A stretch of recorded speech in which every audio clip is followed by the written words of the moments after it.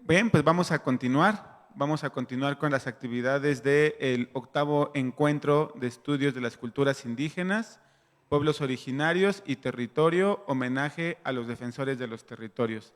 Y es momento de la presentación de una novedad editorial, de un libro eh, de- realizado en 2021, publicado por el Instituto Nacional de los Pueblos Indígenas, y que sí me voy a atrever a leerlo en Mazahua, el título, aunque seguramente lo voy a hacer mal, pero una cosa que he aprendido con gente que estudia y que promueve las lenguas originarias de nuestro país es que hay que intentarlo, también hay que hacer que suenen, porque poco a poco vamos a ir mejorando y hay que hacer que suenen. Ineche fiño hayeje ñiñi, ñarro bonro. Flora medicinal de dos comunidades mazaguas del Estado de México. Tenemos el gusto de recibir a tres de los cuatro autores, a Esther Salazar Velázquez, a Óscar Martínez Solís y a Nora Ibarra Araujo. También figura como autora María del Carmen Quintana Chaires, quien no nos puede acompañar en esta ocasión.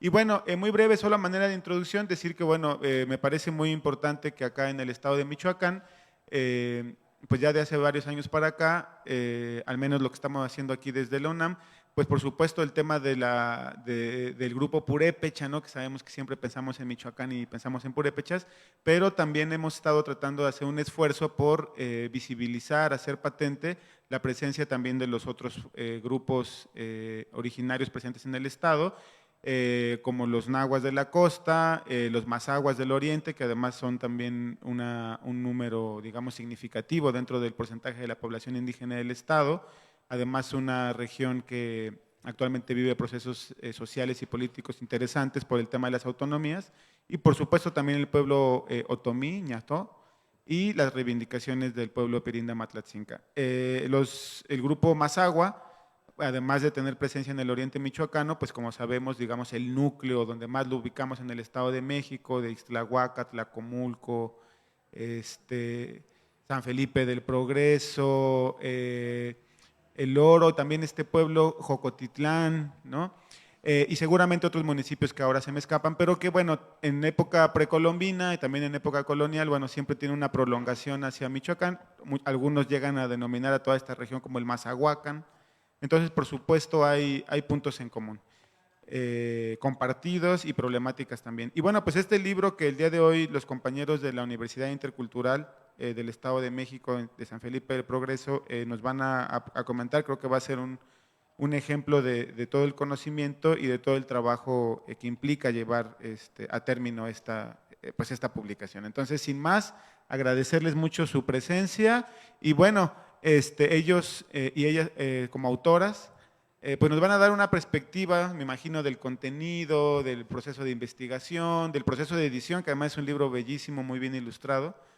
Entonces, pues sin más, les doy la palabra para que nos comenten de este libro que, por lo que me decían, está pegando bastante bien en la región, porque es una investigación que está siendo muy consultada. Muy bien. Pokon skahin rachat skahin ribun giwa kon skome rie kome a tsibon ro bonro ribun kome bara kaura me da nyao menun shis koma goro uskome haun zi tsai yao kogu poco aquí shitome doctor poco aquí vitas kome gara nyao me va bueno estamos muy felices de estar aquí con ustedes, un gusto. He hablado primeramente en mi lengua, que es la lengua ñatro. También quisiera iniciar con ese preámbulo, ¿no? Normalmente, y hablábamos, escuchábamos justo del término de masa, ¿no? En la mañana de una cultura allá en Ecuador. Sin embargo, quiero enfatizar que Mazahua es como una connotación despectiva hacia nuestra cultura. Si queremos, como justo en estos seminarios, en estos congresos, en estos encuentros, ir justo aclarando el tema de la historia, ¿no? Mazahua solamente es una connotación. Sin embargo, nosotros nos autodenominamos Niatro, ¿sí? El que habla, ¿no? Algunos dicen que es el que habla como el maíz, por eso enfatizo ahí el justo del maíz, ¿no?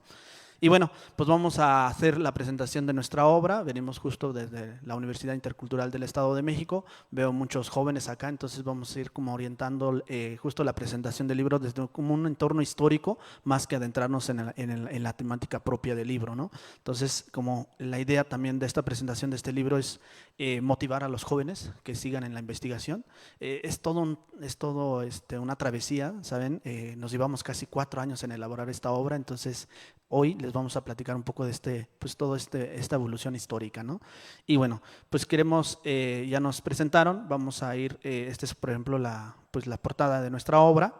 Y como bien les decía, ir platicándoles, creo que los que estamos acá pues nos encanta la historia, ¿no? Entonces, platicarles como las etapas que vivió esta obra y vamos a ir viendo, si nos da tiempo, tenemos 50 minutos, ver algunas páginas de algunas plantas que son ícono, ¿no? O que son de mayor relevancia en la cultura ñatro. Y sí, como lo decía el doctor, pues no solamente estamos en el Estado de México, la cultura ñatro ya está también aquí en Michoacán y ahora pues sabemos que están muchos de nuestros hermanos allá en California, ¿no? En Nueva York, en estados allá, en Estados Unidos también, ¿no? Y bueno, algo que nosotros trabajamos mucho en la universidad pues es un eje que vincula o que engrana todas las materias o todos los ejes disciplinares, es la vinculación comunitaria. No puede haber una universidad intercultural si no existe este vínculo directo con la comunidad, ¿no? Desde el segundo o tercer semestre nosotros tenemos que estar vinculándonos constantemente con las comunidades y justo de ahí nace esta inquietud, ¿no?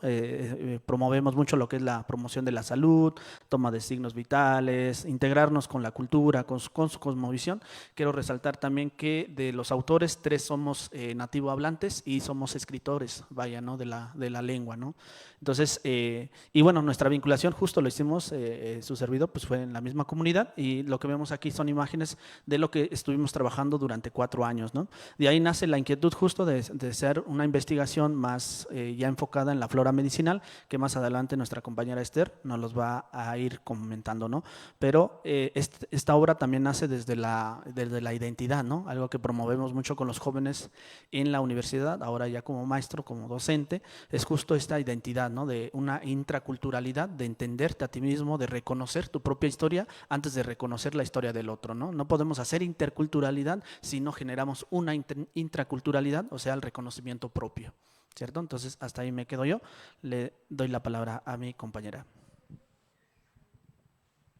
Chimiteshkeshi, Nuyara, Hangame, Nuyeje, etapa, que fue pues principalmente la segunda etapa de la tesis.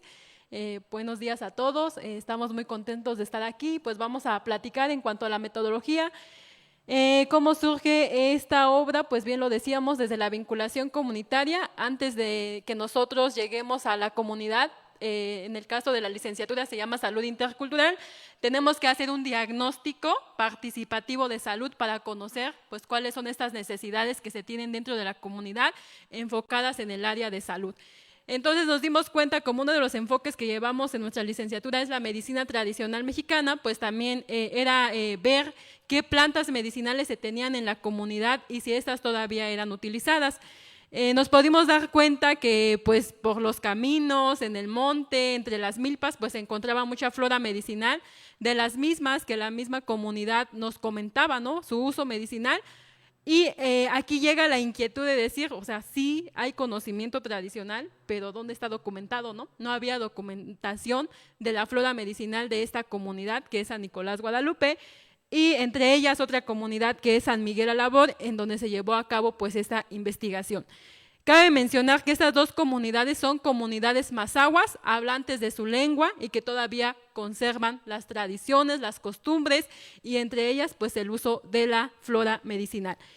Uno de los principales objetivos pues es sistematizar o recopilar el conocimiento tradicional de esta flora medicinal con el fin de poder preservar este conocimiento y que pues se siga transmitiendo de generación en generación, ya no solamente de manera oral como se hacía antes, ¿no? En donde yo te digo, mi abuelita me dice esta planta la uso para esto, sino que ya también de forma escrita, que pues ahorita podemos tener este conocimiento y ya no solamente de forma oral.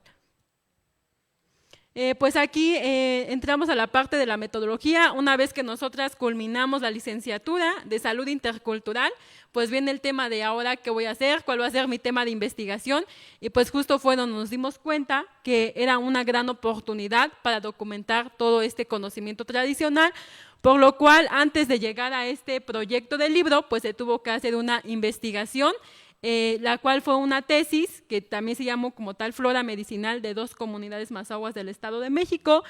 Pues se hizo un diseño de cuestionario donde principalmente queríamos saber cómo se llamaba la planta, no solamente en la lengua español, sino incluso en la lengua mazahua, ¿no?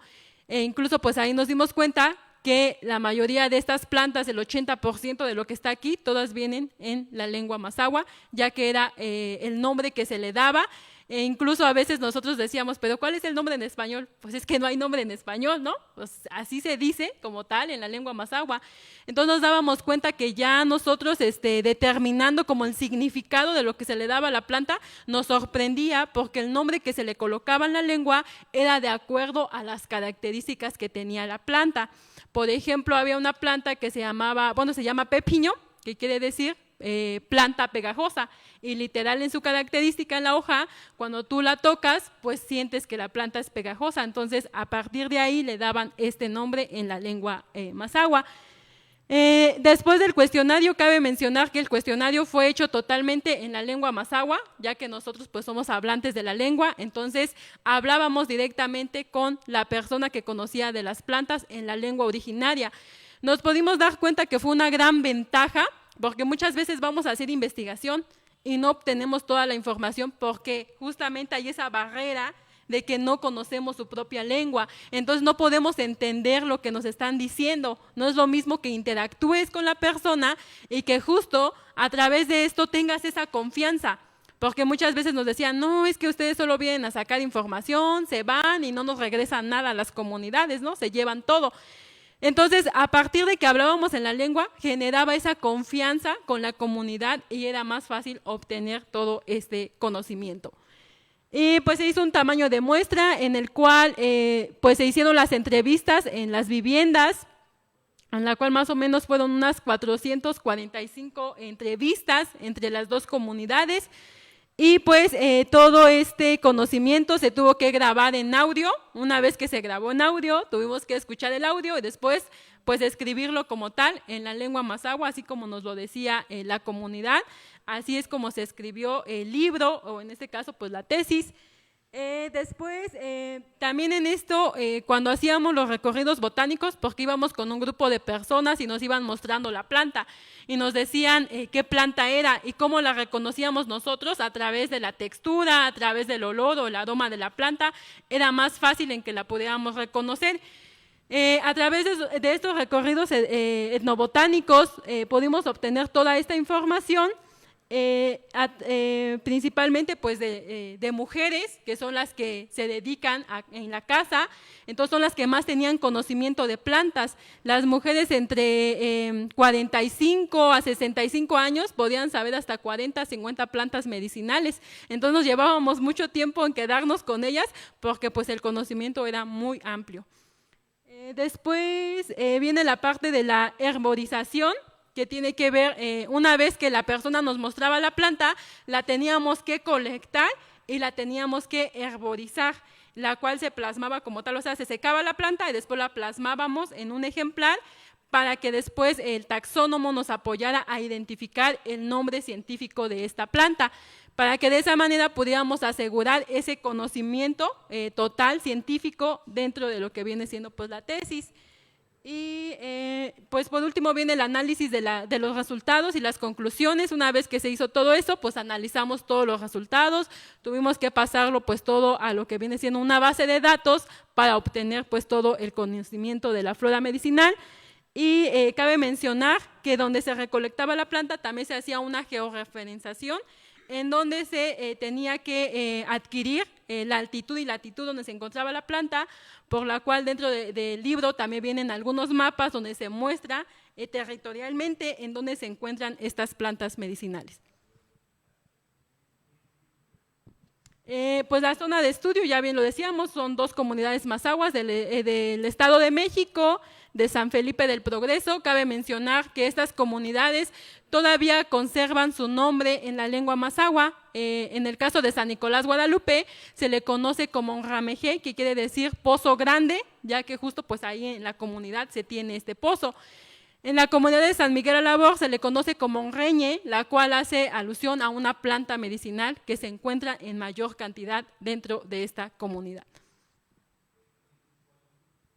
Pues ahí tenemos algunas fotografías de las entrevistas, ahí podemos ver cómo nos están mostrando la planta para poder obtener pues ese conocimiento y saber pues cuál era la planta que nos mostraba.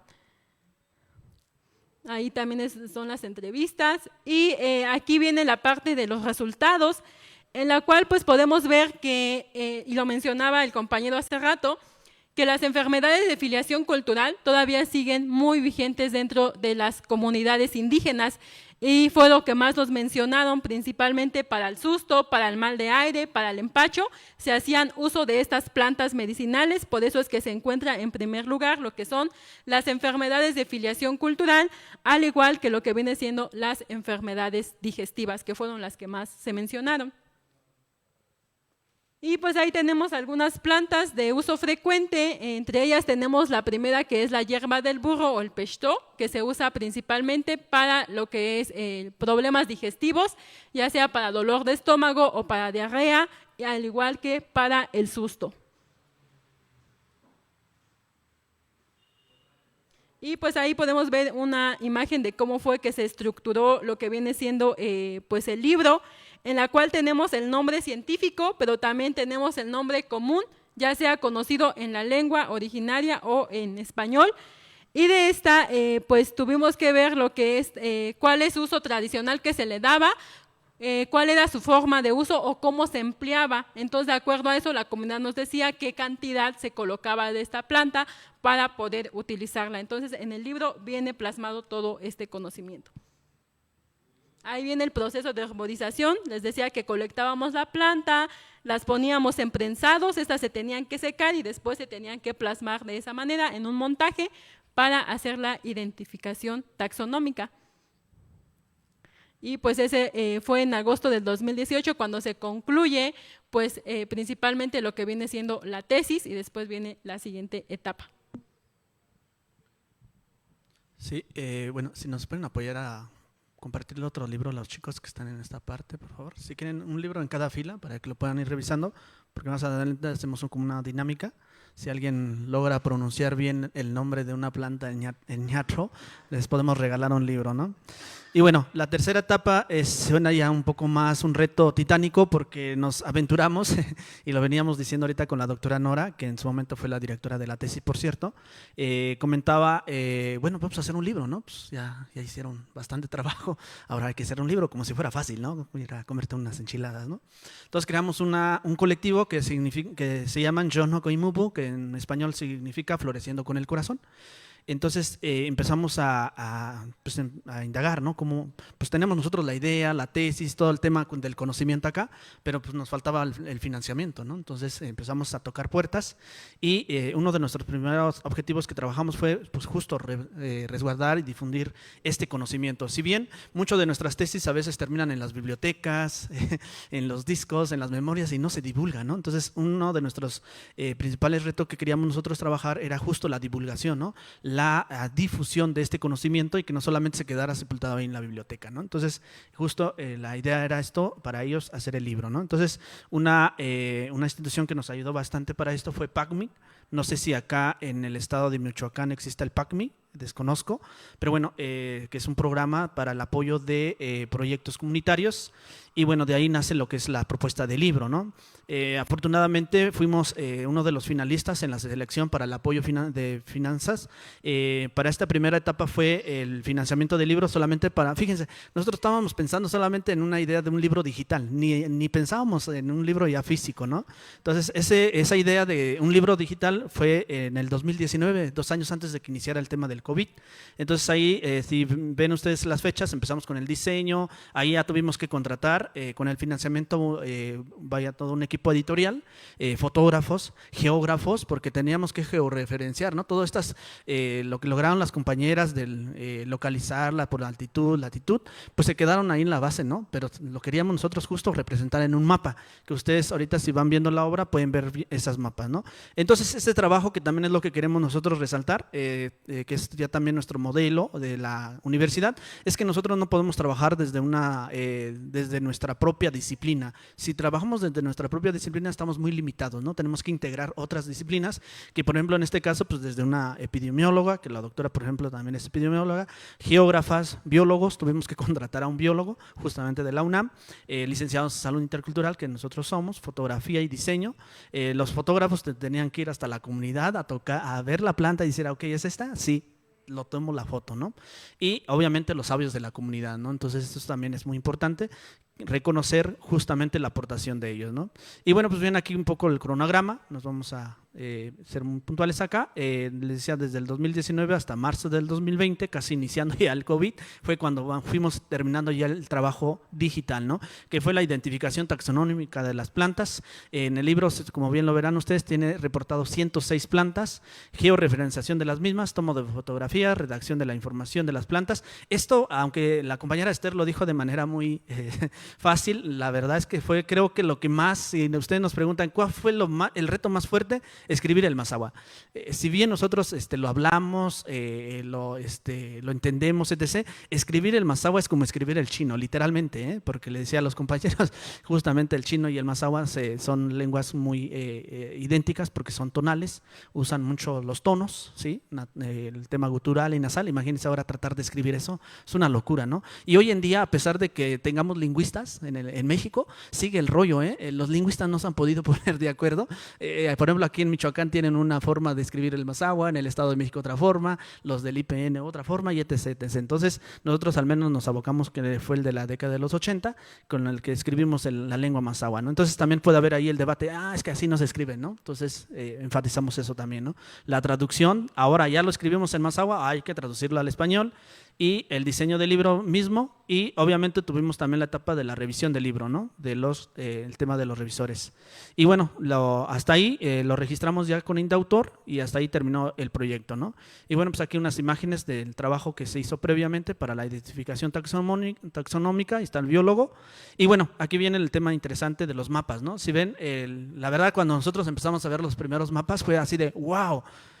Es una cartografía bastante maravillosa, ¿no? Por ejemplo, aquí vemos todos los municipios en donde está la cultura ñatro. Tenemos ahí 12 municipios en el Estado de México y aquí en Michoacán pues, son 4, si no mal estoy.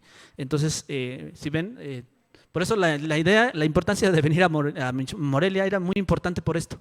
Porque justo Michoacán y Estado de México pues somos estados pues, que nos hermanan, ¿no? Desde la cultura ñatro, ¿no?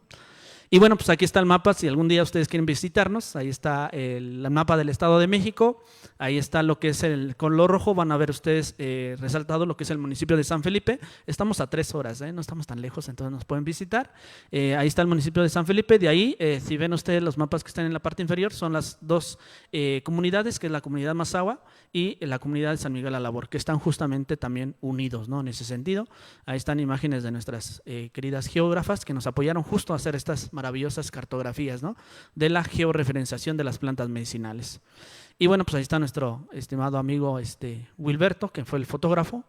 Y bueno, lo que les decía de la lengua, México tiene muchas cosas buenas, pero cree que para llegar a hacer como un acuerdo nos cuesta mucho, ¿no? Y prueba de ello es esto, ¿no? Lo que les decía, se han hecho propuestas lingüísticas para la escritura del ñatro desde 1935, imagínense, después del 89, 2003, 2015, entonces es una locura. Nosotros nos quedamos con el 89 porque creo que las 3 escritoras en ñatro concluimos que fue con la que crecimos. Nosotros afortunadamente nos educaron en una primaria bilingüe, justo llevábamos todo el tema educativo español, pero también al mismo tiempo nos inculcaban o nos promovían lo que era la lengua ñatro, ¿no? De escribirlo. Entonces, pues crecimos con ese método y trabajamos trabajamos, que es el reflejo ya en la obra, ¿no?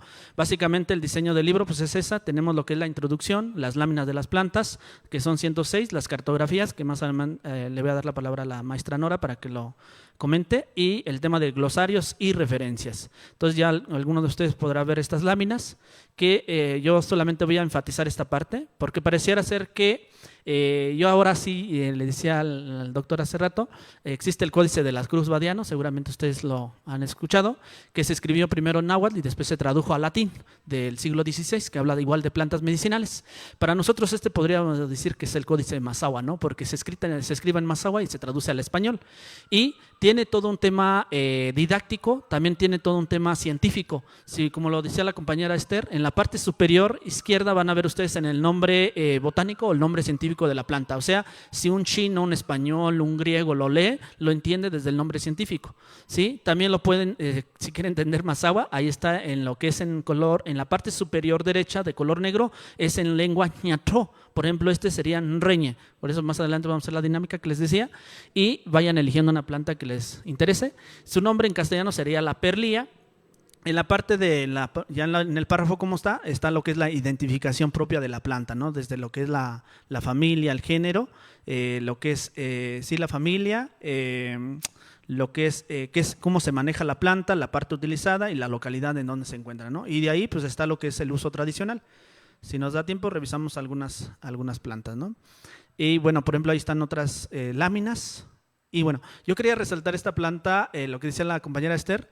En su momento nosotros queríamos poner esto en la portada del libro. ¿Por qué? Porque era la planta con mayor uso de relevancia, ¿no? O fue la planta más relevante, viéndolo desde una cuestión de la formulación. Sin embargo, si ustedes ven la flor asemeja a lo que es la imagen del COVID, ¿no? Del coronavirus. Entonces, lo veíamos que no era tan, de manera de divulgación, no era tan viable, ¿no? Y bueno, pues ahí está, también enfatizo esta planta que es la Montonoa tomentosa. Fíjense, desde el siglo XVI se reporta en el Códice de la Cruz Badiano y nuevamente nosotros lo encontramos como uso frecuente, ¿no? En la cultura ñatro, justamente para el tema de promover el parto, ¿no? Que es el Cihuapatli, ¿no? En náhuatl. Y en Mazahua es el To, ¿sí, no? Y bueno, pues ahí está nuestro equipo editorial. Y bueno, voy a darle la palabra a la maestra. Bueno, buenas tardes, muchas gracias. Luego ellos no comentan todo lo que hay detrás, tras bambalinas, ¿no? Cuando ellos llegaron conmigo, me acuerdo que Esther me decía, ¿no? Quiero hacer una tesis sobre flora medicinal, y yo la verdad, pues, la investigación básica no me gusta, y yo le decía a Esther, no, yo no te voy a ayudar, ¿no? Para eso ya hay un especialista. No, pero es que ustedes lo queremos enfocar desde la parte cultural, ¿no? Y no tanto desde el principio activo. Y yo le ponía así como, pero pues es que tenemos que tomar un tamaño de muestra. Sí, hacemos un tamaño de muestra. Y yo me quedaba, ay, ¿cómo las desconvenzo, no? Así. Bueno, pero es que además tienes que hacerlo todo en Mazahua. Sí, lo vamos a hacer en Mazahua. Y yo entonces le ponía, y todos los retos que yo le ponía, decía ella, sí lo vamos a hacer. Yo sinceramente no creí que lo fueran a hacer, ¿no? Y oh, sorpresa, ellas son muy disciplinadas, lo que son Esther, ¿quién era? Eva y Chaires, súper disciplinadas y empujadas también por Oscar, ¿no? Entonces yo me quedé sorprendida porque ellas hicieron todas las encuestas en Mazahua, todos los cuestionarios en Mazahua, traducción en Mazahua, ¿no? Se ponían a escribir. Luego identificamos nosotros el índice famoso Tramil, ¿no? El índice Tramil, hay un índice que es un índice empírico que lo utilizan los biólogos y entonces es la frecuencia con que la comunidad utiliza la planta. Todo se cuantificó y entonces se hicieron las escalas del índice Tramil por cada planta, cuáles eran las más frecuentes. Además de la traducción, además de todo este trabajo de identificación, lo pasaron con el taxónomo. Y lo que también luego ellos no recalcan, porque ellos lo hablan desde su cultura y ya lo ven como cotidiano, pero uno que no sabe ningún tipo de lengua originaria, pues yo sí me quedo sorprendida, porque me parece que la lengua ñacto tiene 13 vocales. Sí, entonces yo todo lo escucho igual, ¿no? Yo todo lo escucho igual, ¿no? Pero se escriben diferente, ¿no? Y entonces, imagínense tener 13 vocales, hablar, que es como un poquito, creo, me parece un poquito más como complejo que el francés, porque creo que el francés tiene como 8 vocales. pues aquí nuestras lenguas originarias tienen 13 vocales, ¿no? Esa es una. Luego la otra que también ellos no comentan, y digo, yo lo veía, pero cuando ellos ya lo llevan en la impresión, ¿no? Resulta que si ustedes aprecian, hay unas letritas que están como atravesaditas con una línea y que se llaman E o U herida, así les mencionan. Ajá. Y que entonces ya la persona de la imprenta pues ya había dicho, sí, yo te hago el libro, ¿no? Cuando empezaron a hacer el libro se dieron que no tenían sus litografías, o sus tipografías, no tenían la E herida ni la U herida. Se para la imprenta en ese momento, mandar a hacer la tipografía para poderla dejar. Bueno, lo que a mí me queda sorprendido es la ignorancia como mexicanos, ¿no? Es así, hasta que no te topas hacer un libro en una lengua originaria, te das cuenta todo lo que implica trabajar solo con una lengua originaria, ¿no? Y entonces ya que se tuvo la tipografía, entonces ahora sí, a hacer el libro, ¿no? Ellos lo revisaron con sus compañeros, sus maestros de lengua mazahua, ¿no? Fue revisado con lupa. Ellos son muy exigentes. Nos dormíamos ya los últimos días para entregar a PACMIC, me acuerdo 3 de la mañana, y levántate al otro día a las 6 a seguir trabajando normal, porque ya se nos acercaban las fechas. Este libro también está hecho con mucha solidaridad, ¿no? Porque nosotros propusimos un presupuesto. Nos informan como a los 6 meses después. Hasta Esther dice, ya hasta se me había olvidado, cuando nos dicen que sí, pero cuando ya nos dan el presupuesto, si teníamos que pagarle 20,000 al fotógrafo, pues resulta que eran 15, ¿no? Si eran 10,000 al taxónomo, pues ahora eran 8. Y así todos se fue para abajo los presupuestos. Y entonces así dijimos, chanfles, a la geógrafa también, ¿no? Yo también tenía todo se fue para abajo. Y de plano era así. Miran, nos aprobaron el presupuesto, pero nosotros te habíamos dicho que 20, pero ahora te va a quedar en 15. ¿Le entras o no le entras? Los fotógrafos son fotógrafos, ¿cómo se llama? Comerciales, que cada foto también sale carísima, y así como manita, la calabacita cuates, ¿no? Fíjense que les íbamos a pagar 800, pero casi la mitad. ¿Le entras o no le entras? Y todos dijeron, sí le entramos. No, yo creo que no se hubiera hecho el libro también, ¿no? Entonces fue también como el impulso de los chavos, el conocimiento de los jóvenes, pero también la solidaridad de todos, de veras todos los amigos que fueron empujando. Lo que comenta Esther, porque también nosotros decimos, ahorita vemos ya las plantas súper bonitas, ¿no? Las fotos, pero teníamos que carrerear y ellas carrereaban a los fotógrafos porque decía, ya va a venir la helada. Y si viene la helada, se van a quemar todas las plantas. Y entonces tenemos que esperar hasta el año que viene para volver a tomar fotos. Y él se cuenta, ay, sí, yo voy mañana. No, ya ni vengas, ya heló. Sí, no, era así. Y entonces, pues hasta febrero. Cosas así que, digo, uno no se da cuenta, ¿no? Porque no lo vive, ¿no? Sino que nos fuimos también aprendiendo junto con esas cuestiones. Cuando se hicieron los mapas, precisamente, nos pedían las compañeras geógrafas unos puntos como muy específicos que dividieran un pueblo de otro. Pues resulta que no los hay, sino que son como límites culturales. Después aprendimos cómo es el río o el árbol, la tiendita, y que esos son como los límites culturales entre un pueblo y otro pueblo, porque uno viene haciendo como esa visión positivista, ¿no? De que, sí, tiene que estar el límite bien delimitado, ¿no? No, eso fueron nuestros puntos, porque además este árbol se lo pelea el pueblo de San Miguel a Labor y también se lo pelea el otro pueblito, ¿no? Entonces era así, no, entonces ese árbol va a ser nuestro punto de limitar. Entonces digo, creo que fue un aprendizaje muy interesante. Después lo hemos presentado ya en otras universidades, porque además los proyectos de titulación hay otra posibilidad de que hagan los chicos libros, ¿no? O hagan áreas y se titulen con un libro. Por ejemplo, la veracruzana también nos dijo, ¿no? Cuando lo presentaron nos dijo, fíjense, la veracruzana es más vieja que nosotros, ¿no? Tiene como 80 años, creo, la veracruzana, nosotros tenemos 15. Y nos dijo la veracruzana, ¿y por qué no hemos impulsado a nuestros alumnos a que hagan libros? No, yo no sé. ¿No? O sea, porque a veces creemos que el viejocentrismo, ¿no? Yo siento, ¿no? Que solo la gente con mucha sabiduría y muy vieja va a poder hacer libros, ¿no? Entonces, también tendríamos como docentes quitarnos como esa idea de que los chicos también pueden, ¿no? Los chicos pueden hacer libros. Entonces, sí hemos tenido respuestas muy favorables. Como le comentábamos al doctor, este libro es el más solicitado en la universidad, tanto por salud intercultural y también por lengua y cultura, ¿no? La licenciatura de lengua y cultura como ejemplo también de trabajo de lengua. Entonces, y la parte pues de geografía, las compañeras que nos ayudaron a georreferenciar la flora medicinal, algunos decían que era correcto, algunos que no, pero también, como bien dice Óscar, esto nos va a servir para comparar en unos años qué tanto pervive o no sobrevive la flora medicinal, ¿no? Pues muchas gracias. Muy bien.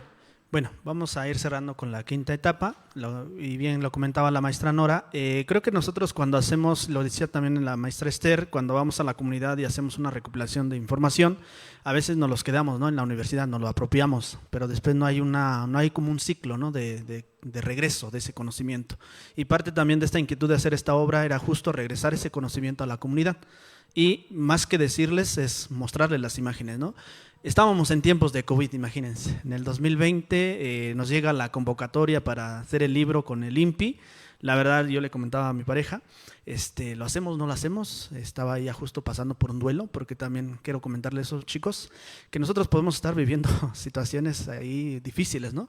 Pero creo que cuando tenemos una idea, una meta, tenemos que irnos hacia allá, ¿no? Si bien sabemos el COVID nos quitaron seres queridos, pero creo que siempre tenemos que encontrar un sentido a la vida, ¿no? Y algo que nos siguió nosotros amarrando en esta idea era justo la comunidad, justo la idea de sistematizar esto, ¿no? Y regresarle justo a la comunidad parte de esto. Si ven todavía las mujeres, todavía pues, toda la población mayormente son mujeres, usaban todavía el cubrebocas, ¿no? Cuando justo estábamos haciendo entrega de los libros, eso fue por ahí en el 2022. ¿Sí? Ahí, por ejemplo, empezamos con la comunidad Mazahua, que es en Reña, que es San Miguel la Labor, y bueno, las mujeres felices. Si ven ahí en las imágenes, las mujeres viendo las imágenes de las fotos, dicen, wow, esa es la planta que yo les comenté, ¿no? Y ahorita lo veo ya plasmado en un libro. Obviamente esto justo nos decían, pues esto se lo voy a heredar a mi nieto, ¿no? A mis hijos, y obviamente el libro pues se entregó de manera gratuita, ¿no? Entonces creo que fue lo que decía la doctora Nora, se logró el tema del trabajo colectivo, ¿no? Aquí fue en una secundaria en San Nicolás, Guadalupe, y bueno, pues mostrarles parte de esta alegría que nosotros teníamos. Por ejemplo, ahí tenemos una imagen de las compañeras, de las señoras recibiendo el libro. Por ejemplo, aquí el médico. Integramos también la medicina hegemónica, ¿por qué no? La medicina biomédica, porque normalmente a veces ahí está esa crítica, ¿no? Sin embargo, él se suma, ¿no? A esta idea, a este proyecto, más que pues estar en contra de ella, ¿no? Entonces ahí está, pues prueba de lo que se puede lograr, jóvenes, ¿vale? Les decía, siempre podemos tener ahí algunas limitantes, pero siempre los sueños pues se pueden lograr, ¿no? Entonces después viene otra sexta etapa donde empezamos ya les decía que uno de nuestros principales propósitos era justo difundir esto, ¿no? Y por eso es que también estamos aquí en este encuentro. Empezamos ya a difundirlo en periódico, en la radio, en las revistas. Hicimos una recensión del libro en la revista de Endobiología, ¿sí? Entonces se publica en el 2022, si no mal recuerdo. Y bueno, pues hemos estado en algunas universidades y bueno, pues en algunos congresos. Pero bueno, me fui un poco rápido para ver si hay algunos minutos. Si ya tienen por ahí el libro, ¿cierto? Si hay alguna pregunta, alguna inquietud, o hacemos la dinámica de que si les interesa escuchar un poco más el Mazahua, lo leemos y después lo traducimos al español, como ustedes gusten. Creo que tuvimos unos 5, 10 minutitos, Doc, como ustedes quieran trabajar la dinámica. Pero les adelanto, sí vamos a regalar algunos libros, pero los que participen. ¿Qué tal si damos paso a algunas inquietudes y preguntas? Y yo creo que sería muy interesante hacer la dinámica que proponen. Adelante aquí.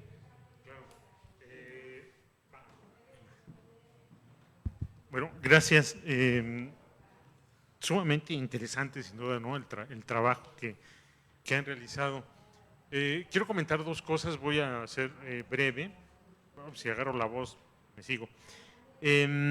Hace varios años, en un seminario de cultura náhuatl con Miguel León Portilla, una compañera antropóloga con doctorado en antropología, soltó un comentario bastante estúpido, porque no era otra cosa. Se atrevió a decir, pobres comunidades indígenas, se refería a los lacandones en Chiapas. Pobres comunidades indígenas, ¿verdad? Que no saben cómo funciona una computadora o por qué se sustenta un avión en el aire. Bueno, fue muy violento para mí, ¿no? Y le dije, no, pues pobre de ti, Carmen. Ay, perdón, no iba a decir el nombre. Pobre de ti, porque si tú vas a la selva lacandona no vas a saber qué comer con todo y tu doctorado. Así tengas 20 doctorados, uno en Júpiter y otro en la galaxia de Andrómeda. Si te metes a la selva lacandona no vas a saber qué diablos comer, qué beber, y si te va a atacar un jaguar no vas a saber ni por dónde te va a llegar, ¿no? Entonces, de repente yo veo estos trabajos y me parece que muchos hay mucha gente que presume de estos niveles académicos que son importantes sin duda alguna, pero sin estos conocimientos no tendríamos esos doctorados, ¿no? Ni los grandes estudios, ni todo eso. Como esta compañera que por mucho que fuera antropóloga, pues tenía como esa percepción equivocada, por un lado. Por otro, me encanta que la autodenominación la utilicen como ñatro, porque pues me parece que también en ese seminario en alguna ocasión alguien dijo, bueno, pues vamos a enseñar náhuatl en todo México, ¿no? Y un compañero, escritor, ¿de dónde era él? Él de Oaxaca, pero era Viniza, era zapoteco, Viniza. Sí pegó en la mesa y dijo, esto es una nueva andanada del imperialismo mexica. No vamos a enseñar náhuatl. Pues no, pues claro que no, nada más que sí es importante, me parece a mí, denominar a los pueblos como se autodenominan, ¿no? Me parece que es sumamente importante porque eso implica justamente un reconocimiento a su propia identidad. Me encantó el libro, me parece fabuloso que lo hagan, porque me recuerda alguna ocasión que estuve en Tetela del Volcán y esta zona de Morelos, y justamente una señora, íbamos pasando por una barranca e iba diciendo los nombres de las plantas, esta se llama así, esta se llama asado, en náhuatl, ¿no? Y iba diciendo, y esto sirve para esto sirve para el otro, incluso decía a qué hora se tenía que recolectar y en qué momento. No se recolecta, como ahorita no hay que recolectarlo, hay que recolectar a tal hora, ¿no? Más o menos. Entonces, me parece que es una sabiduría que tienen nuestras comunidades y que por supuesto hay que aprovecharlas, ¿no? Y ya cierro con una última intervención, y ustedes sabrán disculpar la alusión a mi familia, pero pues mi abuela en algún momento, pues ella conocía, por ejemplo, conocía de plantas, conocía la planta del maíz, y en náhuatl se sabía los nombres de las raíces, del tallo, de los pelitos que tienen las hojas, ¿no? De la hoja misma, de los jilotes, qué se podía hacer con ella, qué no se podía hacer, en qué momento se podía comer. Y pues bueno, son conocimientos de los poquitos que yo aprendí. Me desarrollé más en la ciudad, pero pues aún así algo le aprendí. Pero me encanta su trabajo y pues, gracias por Senka Namishmotlazoka Machi. Les agradezco mucho la información. Gracias.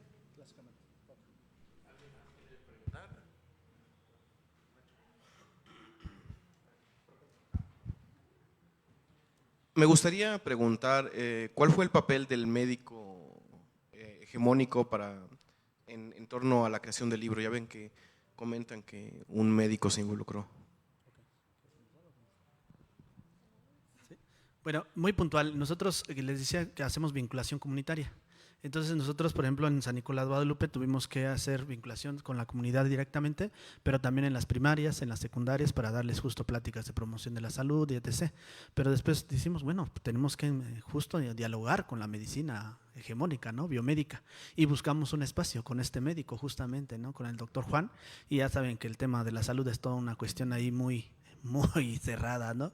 Y entonces algo que me encantó de él fue que dijo, bueno, éntrenle, así apalabrado, ¿no? Nada de oficios, ni de que voy a ir a la jurisdicción. Ya después de mucho tiempo se hace eso ahora, ¿no, doctora Nora?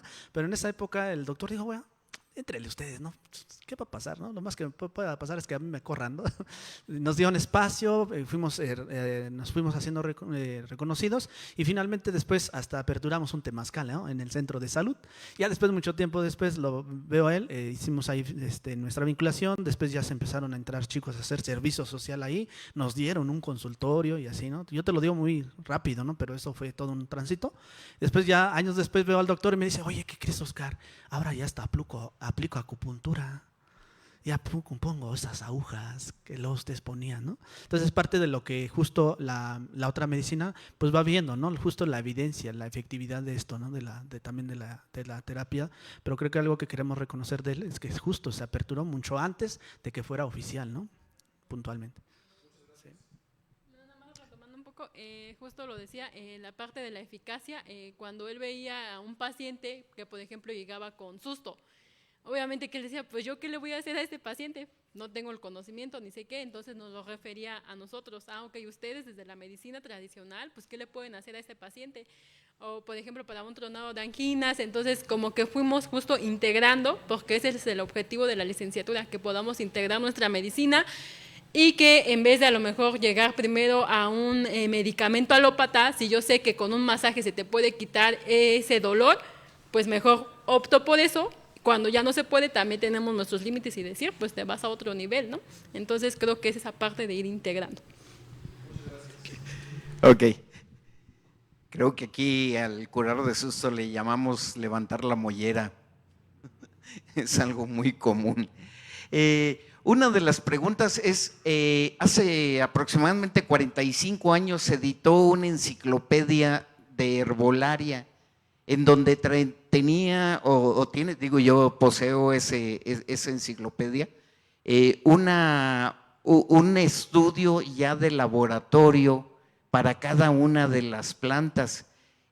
Ustedes no han hecho, o no lo vi, ¿no se hizo un estudio similar? Bueno, este libro principalmente, pues como lo decíamos, es un estudio etnobotánico en donde solamente se plasmó como tal el conocimiento, así como nos lo decía la persona sabia de la comunidad. Y lo digo desde sabios, porque justo pues ellos no se reconocen como médicos tradicionales, pero tienen mucho conocimiento de la flora medicinal.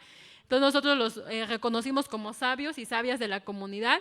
Entonces solamente está como tal el estudio etnobotánico, pero justo ese es el objetivo, que se pueda llevar a un estudio científico para ver los efectos que tiene acción farmacológica de las plantas que están pues plasmadas aquí. Sí es otro punto que creo que queremos retomar y que creo que muchos chicos de la misma licenciatura pues pudieran hacer investigación ya desde la parte científica. Sí, ya lo están haciendo, pero al hacerlo también se pierde mucho la parte cultural y social. Sí, ¿no? Porque entonces ya me voy al principio activo y entonces me olvido de todo lo que rodea esa flora, ¿no? Me olvido de que quién la cría, quién la cuida, ¿no? Quién las mujeres que de alguna manera preservan este patrimonio, y entonces ya nada más me interesa el principio activo químico de la planta, ¿no? Entonces también tenemos que de repente regresarlos, sí, estudia el principio activo, pero no te olvides también del contexto cultural, ¿no? Uh-huh. ¿Alguien más? Creo que hay muchas. Adelante. Gracias. Bueno, yo iba a hacer como un comentario breve, pues una como una estudiante de historia, creo que no siempre tenemos este tipo de acercamientos a conocimientos que siguen vivos y que pues siguen en funcionamiento, ¿no? Entonces sí quería agradecer por este tipo de acercamiento, que tampoco creo que sea como muy fácil, ¿no? Pues el salir de nuestras localidades y de viajar para presentar este tipo de conocimientos, pues es un gran esfuerzo y una gran labor en sí. ¿Y qué otra cosa tenía que decir? Sí, pues justamente, ¿no? En esta experiencia del ser estudiante y del adquirir conocimiento, justamente creo que sí me he topado ya como más anécdota personal con estos médicos que son súper violentos con este tipo de conocimientos y que se resguardan con con su objetividad, que realmente nada más es excluir pues otro tipo de conocimientos que no caben dentro de su visión de lo que es como la medicina o la salud. Entonces, pues ver como un proyecto de medicina, ¿cómo se dice? Tradicional, perdón. Pues sí me parece muy importante y muy valioso, y pues también como agradecer justamente el esfuerzo de venir hasta acá por eso. Muchas gracias. ¿Cómo decían? Gracias. ¿Poco? Poco. Creo yo agregar algo ahí, porque creo que la mayoría son de la carrera de historia, ¿no? ¿Sí? Miren, ustedes, yo siempre que tengo la oportunidad de hablar con estudiantes, siempre les propongo tesis, ¿no? Por ejemplo, en el siglo XVI les hablaba del Códice de la Cruz Badiano, que tiene más o menos 300 plantas medicinales. Hablando de historia, ¿eh? ¿Podrían ustedes, una propuesta desde la historia, analizar las plantas medicinales que reportó Martín de la Cruz, que por cierto era un náhuatl, desde la cuestión indígena ahora, y después se tradujo al latín? Pero después, mucho después, Francisco Hernández hace un trabajo más profundo en donde reporta ya más de 3,000 plantas, imagínense. Hoy en día, hablando de historia, tenemos más de 4,500 plantas registradas científicamente en México. Solo nos gana China. China tiene el primer lugar. Yo siempre he dicho que México podría ser potencia en muchas cosas, pero no lo queremos, ¿no? Y es parte de esto, ¿no? Entonces ahí yo invitarlos desde la historia, desde justo que ustedes analizan estos temas. Después tenemos a Maximino Martínez en el siglo XX, en el siglo XX, a inicios de 1920, mientras estaba terminando todo el tema de la revolución y estaba todavía en el show de la Primera Guerra Mundial. Este hombre estaba haciendo toda una compilación, una sistematización de las plantas medicinales, y también reporta más de 3,000 nombres indígenas de plantas medicinales. Entonces, ¿podría alguien de ustedes hacer ese análisis histórico de cómo ha estado permaneciendo el tema de las plantas, ¿no? Y a mí me encantaría ver también el tema de aquí de Michoacán, ¿no? Cómo está el tema de la flora medicinal en esta zona, ¿no? Y creo que hay mucho que podemos seguir estudiando, y esa es la idea, ¿no? De justo motivarlos a ustedes también, ¿no? Bueno, un comentario también que va unido a una pregunta es, primero, pues felicitarlos por hacer la presentación de este libro tan importante para su comunidad y para su pueblo, y que también se vuelve parte del conocimiento nacional para las personas pues que a lo mejor no tienen tanto conocimiento de la medicina tradicional, de la medicina de la parte originaria, que es muy, muy importante para los pueblos originarios este conocimiento, y que se vaya a conocer, porque pues puede ser un conocimiento que nada más se queda ahí, no se expande. Entonces, pues la verdad es que hacer esta divulgación, esta difusión de esta historia medicinal, pues la verdad es que realza muchísimo esos conocimientos, porque realmente retomando algunos comentarios que se dieron ahorita, pues sí, la parte científica de los médicos, pues sí son bastante como muy cerrados en sus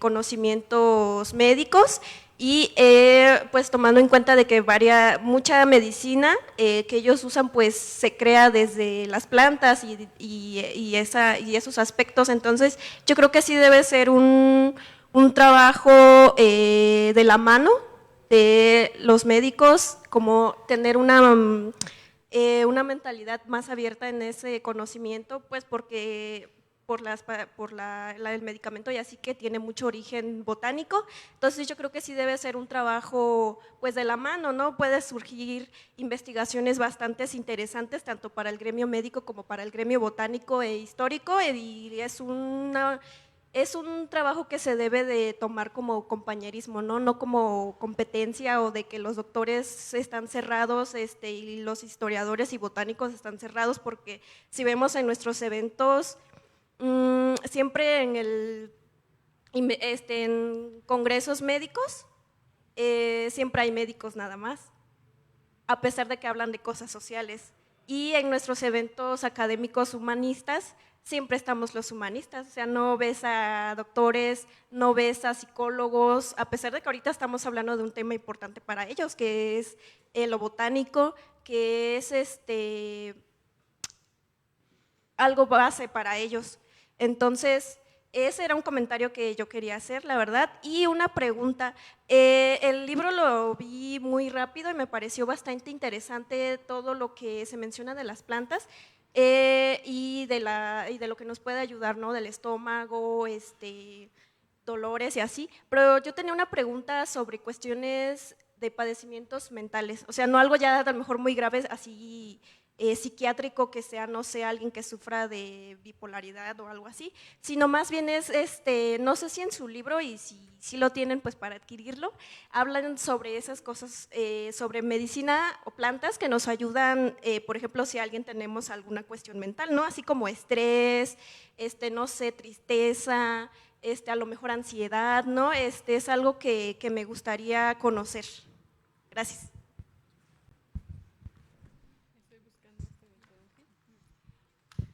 A lo mejor como síntomas muy sencillitos, mientras también Esther está siendo más específica, pero por ejemplo el toronjil, los 3 toronjiles famosos, se utiliza para el insomnio, ¿no? La ansiedad también, ¿no? La depresión. También hay otras floras, por ejemplo, es el familiar del toloache, se me fue su nombre, que parece campanita. Floripondio, ¿no? También tiene sus sustancias también psicoactivas y que también te ayudan para el sueño, inducir el sueño, ¿no? Pero también son que tienes que tomarlas con cierta precaución, sobre todo, ¿no? A lo mejor te les doy la palabra, pero el toronjil, y además huele riquísimo el toronjil, no sé si lo ubican, ¿no? Ajá, te haces tu bañito de toronjil. ¿Qué se recomienda? Bañarte en la tarde, porque si te bañas en la mañana te da sueño todo el día, ¿no? O colocar tus hojas en la almohada también, ¿no? Para que puedas dormir rico. O gente que ya está preparándose como para ensoñadores, también recomiendan que el floripondio lo pongan debajo de su almohada, ¿no? Entonces sí hay como muy general, pero ahorita nos van a comentar ellos, ¿no? Más específico. Bueno, por ejemplo, pues en la comunidad, como bien lo decía, pues eran mujeres ya grandes, de 45 años, que tenían este conocimiento. Entonces, a lo mejor no se le conoce como estrés, pero en este caso, por ejemplo, eran como más los síntomas, que podría ser, por ejemplo, el dolor de cabeza, que justo en un estrés pues nos puede provocar dolor de cabeza. Entonces no lo especifica a lo mejor como ansiedad, como estrés, porque justo si nos vamos a la parte psicológica, muchas veces no es muy reconocida dentro de la comunidad y a veces se ve como que nada más es para locos, ¿no? O se conoce de esa manera, pero sí en ciertos síntomas. Por ejemplo, aquí tenemos 2 tipos de toronjil, que está en la página 119 y 120, que es el toronjil blanco y el toronjil morado, que justo se usa para tratar dolores de cabeza. Entonces, es más como en este caso, pues el síntoma.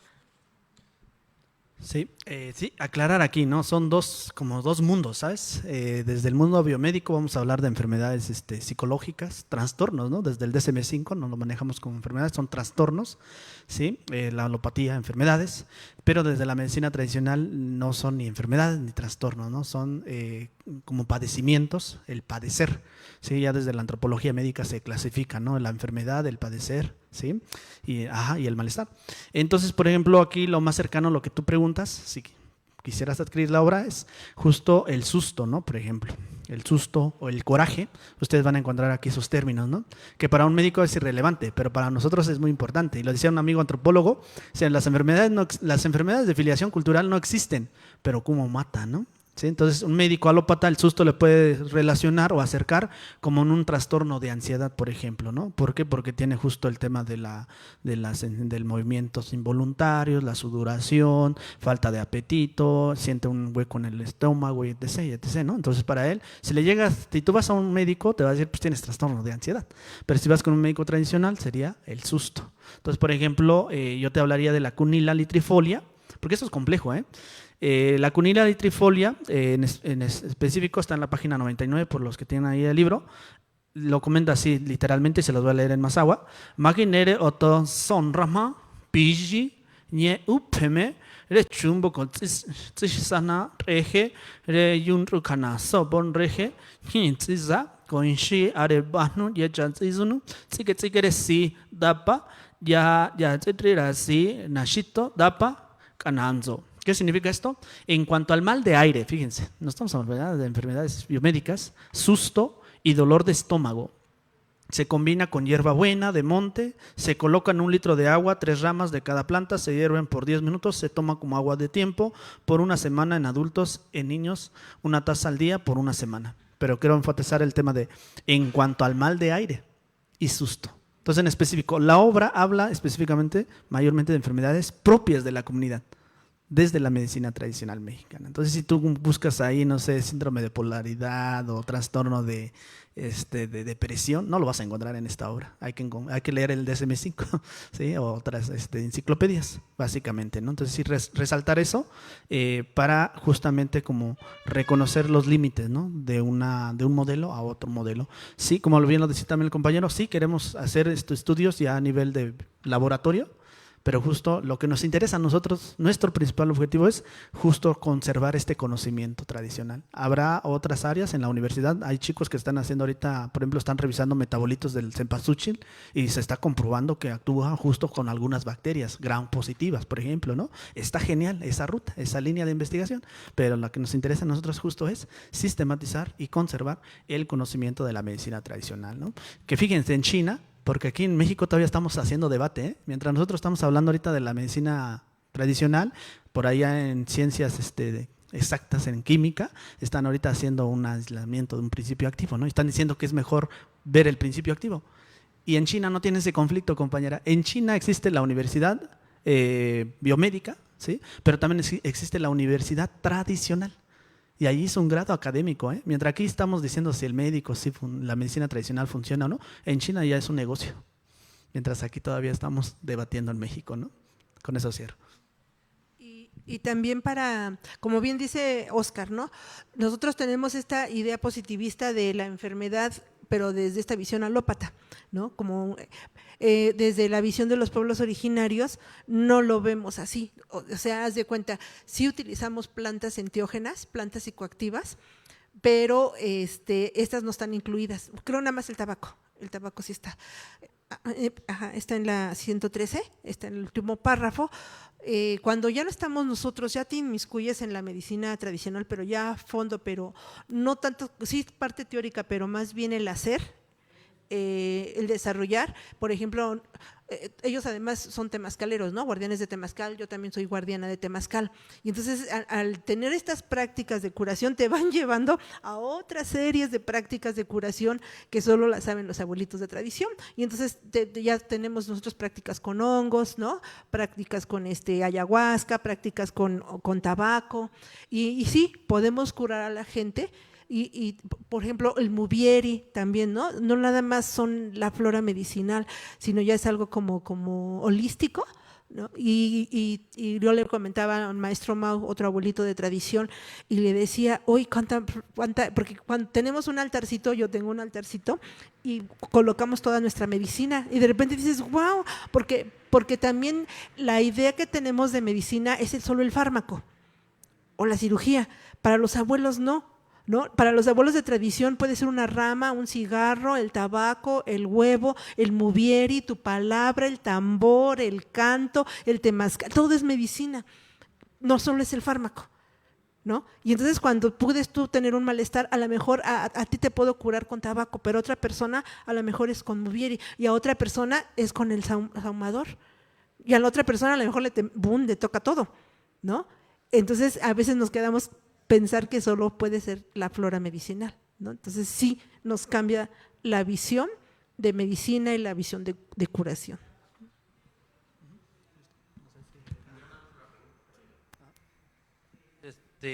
Buenas tardes. De entrada quiero felicitarlos por este libro, que es muy interesante y que al final pues sí tiene relación lo que es la medicina con la historia, porque vamos desde tiempos mesoamericanos, se ha trabajado con plantas medicinales, ya sea endémicas o de cualquier otro estilo. Es una relación que lleva de mucho tiempo. Lo que me llamó mucho la atención de este libro es el que hayan conservado tanto en español como el idioma mazahua, que es muy, muy importante a estas alturas, porque si algo está sufriendo actualmente el país es la pérdida de estas lenguas indígenas, y el hecho de que ustedes en este libro hayan conservado todavía esta lengua, tanto la traducción en español como en su idioma original, creo que es algo muy valioso y muy importante. Y otra cosa que me llamó la atención es el tema de las recomendaciones médicas, porque podemos decir que es un problema de la sociedad que la finalidad de cualquier proyecto, incluyendo este libro, siempre lo llevan para otros fines. Y creo que se me hace muy importante que se hagan este tipo de declaraciones, como por ejemplo que esto no es ningún recetario para el manejo de plantas medicinales, sino es solamente información y los medios con los que se puede trabajar este tipo de plantas, pero sí es importante esa aclaración de que no es para que uno se automedique, ni mucho menos, o sea, y menos sin saber cómo tratar este tipo de plantas. Y nuevamente reitero, los felicito por su trabajo, es la verdad muy interesante, y sobre todo el hecho de que conservaran este idioma mazahua, porque es algo que en general en todo el país es algo que se está perdiendo, y creo que va a ser muy valioso, sobre todo para seguir conservando las tradiciones, la cultura y lo que representa mucho a este país.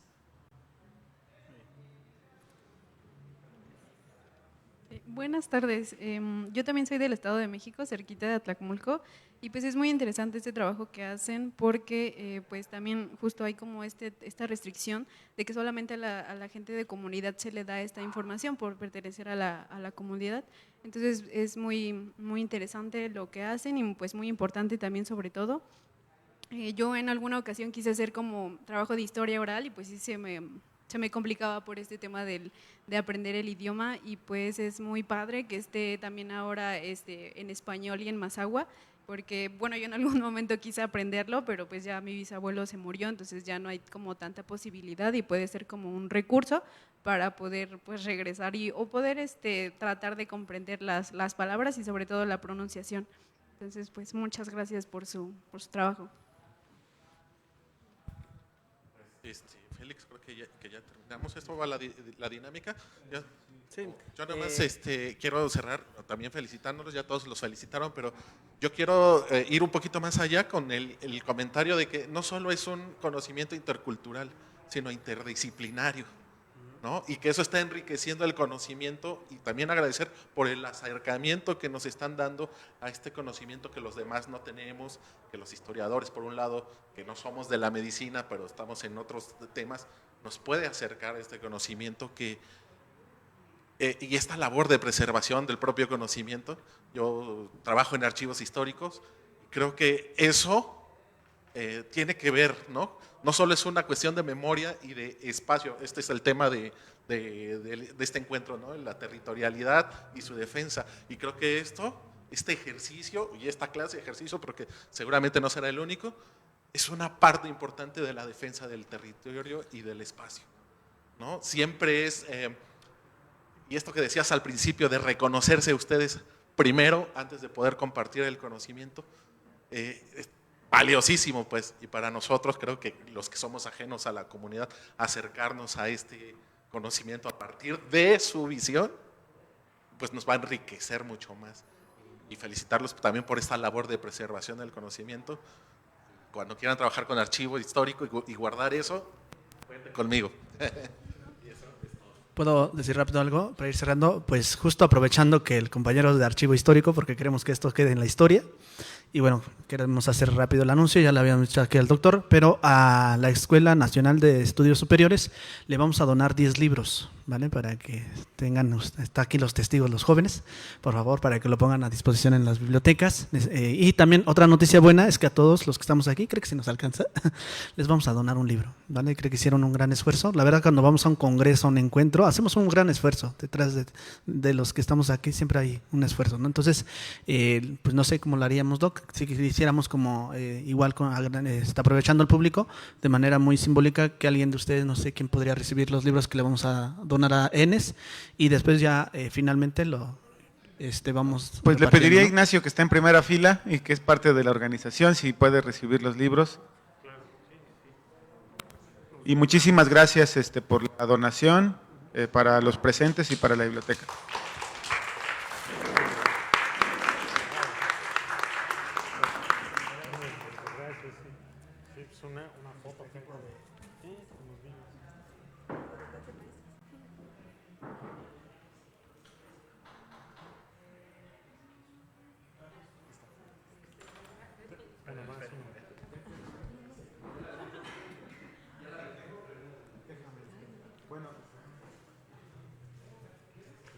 Pues muchísimas gracias por la presentación, por el trabajo y por la donación de los libros.